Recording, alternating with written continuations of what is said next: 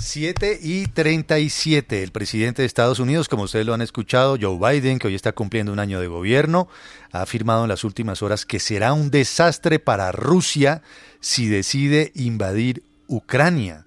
Y ha advertido Joe Biden que Moscú rendirá cuentas, pero dijo que obviamente las medidas que Estados Unidos adoptará van a depender del tipo de las que medidas o intervenciones pretenda hacer a su turno Rusia. Nos acompaña Robert Valencia desde Nueva York, que es analista político y periodista de la red conectas.org. Señor Valencia, buenos días, gracias por atendernos. Buenos días, un placer estar con ustedes, muchas gracias por la invitación. Bueno, ¿qué tan seria puede llegar a ser la confrontación Estados Unidos-Rusia por cuenta de Ucrania, como en los viejos tiempos, entre otras cosas, de la Guerra Fría? Y mucha gente se pregunta, la gente de la calle, el ciudadano del común, bueno, ¿esto puede pasar a mayores realmente o son las escaramuzas típicas diplomáticas ahora que se registran entre los dos países? Sí, yo creo que esa siempre ha sido la discusión. Obviamente la idea es no escalar un conflicto en medio de una crisis mundial como la del coronavirus, por supuesto. Y sí, creo que lo que usted acaba de mencionar hay mucho de cierto. Es decir, este es el típico, lo podría yo decir, una danza diplomática con fines de tratar de llamar la atención, por ponerlo de alguna manera, aunque suene tan trivial, ¿no? Y tan frívolo de cierta manera, pero no es la primera vez que ocurre este tipo de escaramuzas entre Estados Unidos y Rusia. Y esto lo hace también, como bien lo acaba usted de mencionar, es esta reminiscencia de la Guerra Fría, porque no solamente estamos hablando del tema de Ucrania, estamos también hablando de las recientes protestas en Kazajistán, que también era un país que pertenecía a esa órbita soviética y cuyo presidente tiene el respaldo de Vladimir Putin. Y ha sido, bueno, por muchos años esa nostalgia de la Unión Soviética. Incluso el mismo Putin ha dicho que, en una ocasión dijo que la Unión Soviética no debió disolverse. Entonces ejerce esa órbita de poder y de influencia, incluso en países aún más pequeños, como el caso de Georgia y la guerra que hubo en el 2008 por el control del territorio llamado Abjasia. De la misma manera que ocurrió en el 2014 cuando Rusia invadió el terreno de Crimea y Donbass, que también son parte del este de Ucrania, ¿no? Entonces, son estas maniobras simplemente para que llamar la atención en el mundo y decir, estamos aquí presentes y nos tienen que prestar atención, de lo contrario, pues, van a acarrearse consecuencias. Obviamente estamos hablando de que es tratar de figurar en el plano político internacional. Y fíjese, Robert, que frente a eso el presidente Biden, pero también la Unión Europea, decidan y hablaban de posibles sanciones contra Rusia. ¿Esas sanciones sirven finalmente de advertencia o eso de verdad no sirve para nada?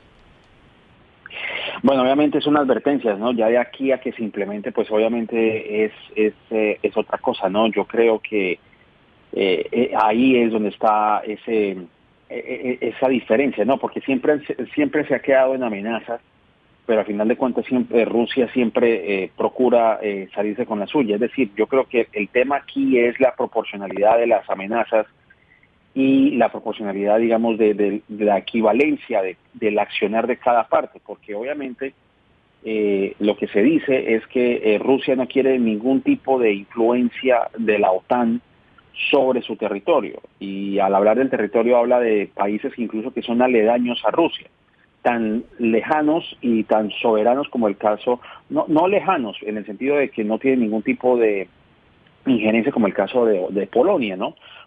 Perdón. O el caso de el desplazamiento de militares estadounidenses en países tan pequeños que no representan una amenaza para Rusia, como es el caso de Lituania o el caso de los países bálticos. Entonces, obviamente, Estados Unidos quiere evitar a toda costa que haya algún tipo de escalamiento militar, pero yo creo que ha quedado también el resentimiento de lo que ocurrió en el 2016 con la injerencia de Rusia en las elecciones del 2016 a la presidencia, ¿no? Profesor, ¿Se puede decir que Europa está viviendo hoy una crisis de seguridad la peor desde la guerra de desintegración cuando la antigua Yugoslavia? ¿Hay posibilidades de llegar a estado de guerra de verdad?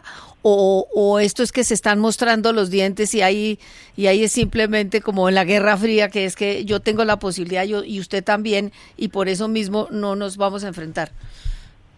Bueno, evidentemente estamos a puertas de un escalamiento, dependiendo, como lo mismo lo dijo la Casa Blanca, dependiendo de las acciones que tome Rusia, ¿no? Se tomarán las acciones de acuerdo a lo que llegue a hacer Rusia, pero esperemos que simplemente sea un hecho de mostrar los dientes. Rusia obviamente tiene intereses, como vuelvo y menciono, de esa nostalgia por la Guerra Fría, y no solamente Rusia en el sentido de manejar sus territorios aledaños.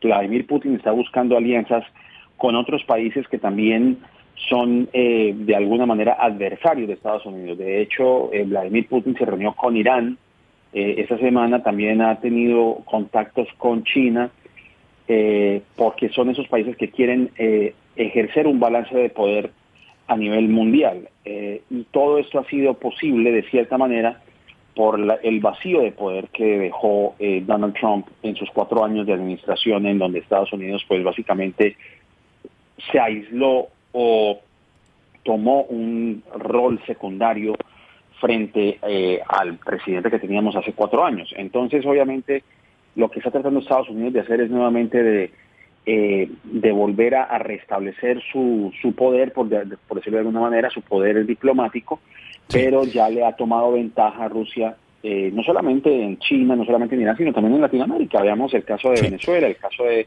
otros países también, ¿no? Robert, ¿no será que el mundo está próximo a vivir el siguiente escenario? Y se lo describo. Rusia va a invadir Ucrania, Estados Unidos le va a imponer unas sanciones, qué sé yo, económicas o de visados o de congelamiento de fondos en algunas entidades internacionales, que no creo que sea fácil, pero al final no va a ocurrir nada, porque claro, ¿quién se le va a medir a una guerra abierta, a una guerra de verdad, mandar unos soldados, acá haya miles de muertos, al peligro nuclear? ¿No será que eso es lo que va a pasar y estamos condenados a eso? Porque en el 2014 Rusia invadió la península de Crimea y Barack Obama en esos días dijo que iba a pasar de todo y no pasó nada. Así como cuando Barack Obama amenazó en Siria a Bashar el-Assad de que si utilizaba gases tóxicos contra la población, cosa que hizo, iba a pasar una línea roja, y tampoco pasó nada. ¿No será que estamos abocados a que aquí Putin pueda hacer lo que quiera? Sí, yo creo que eso ha sido el mensaje equivocado, por lo menos, o no mensaje equivocado, sino el mensaje que percibe Putin. Y hay que ver que este tipo de acciones también tienen intereses domésticos, o intereses nacionales. Obviamente tanto Putin como muchos gobiernos necesitan de esos enemigos externos para ejercer su política. Obviamente, veamos lo que pasó el día de ayer. Pues Biden ha tenido ciertos reveses dentro de Estados Unidos. Y yo creo que la gente, por lo menos en Estados Unidos, si es que Biden tiene aspiraciones no solamente para el 2024, sino también para revertir un poco el daño en las próximas elecciones del 2022 ahora, en noviembre, pues tiene que hacer este acto de balance circense, porque obviamente no solamente estamos hablando de una amenaza de Rusia, los estadounidenses no quieren ir a otra guerra. Yo creo que la memoria de Afganistán está tan fresca, y la imagen de Irak también, que yo creo que los estadounidenses no tendrían, ¿cómo se diría?, aprobar una invasión a otro país, claro, viendo los efectos que ocurrieron en Afganistán, esa salida tan desastrosa que ocurrió en el mes de agosto. Yo creo que eso es lo que no quiere Biden en este caso. Yo creo que ningún país quiere ir a la guerra, pero en este caso Biden no lo quiere hacer. Yo creo que eso va a quedar nuevamente como pasó con Obama, como bien tú señalas. Pues don Robert Valencia, gracias por sus opiniones, por ayudarnos a entender esta que es una de las noticias del día, que además coincide con el primer año de gobierno de Joe Biden. Feliz día y bienvenido siempre. Igualmente, muchísimas gracias. Hasta la próxima. Es Robert Valencia, desde Nueva York nos atiende, analista político y periodista de la red Conectas.org. En el primer año, hoy se cumple el primer año del gobierno de Joe Biden. Se muestran los dientes Estados Unidos y Rusia, pero probablemente nada va a ocurrir más allá eventualmente de de sanciones y de anuncios que se hagan en relación con Rusia y Putin.